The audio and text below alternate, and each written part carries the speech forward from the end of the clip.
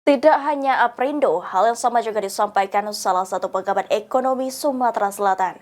Rencana kenaikan PPN menjadi 12% yang mulai berlaku pada tanggal 1 Januari dinilai dapat berpengaruh pada pertumbuhan ekonomi, sehingga mengakibatkan daya beli masyarakat menjadi turun.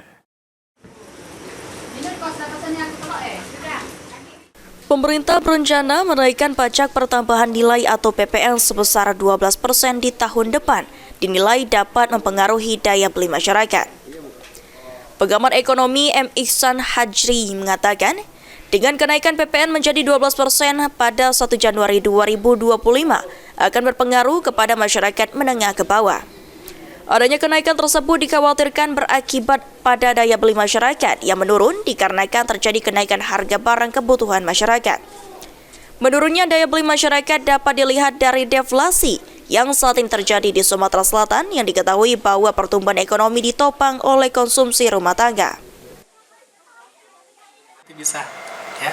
Apalagi juga dengan adanya kenaikan ini ditakutkan nanti daya beli masyarakat itu menurun.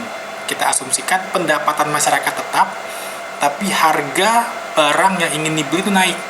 Sehingga otomatis dengan pendapatan tetap, maka jumlah yang dibeli semakin sedikit. Itu filosofinya.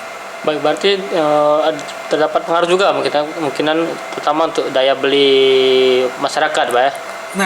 Benar. Karena kenaikan harga ya tanpa diimbangi dengan kenaikan pendapatan masyarakat tentu akan membuat daya beli masyarakat turun.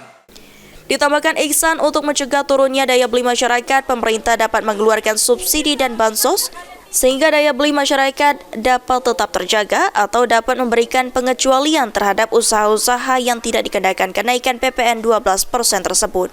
Ilham Wahyudi, PAL TV.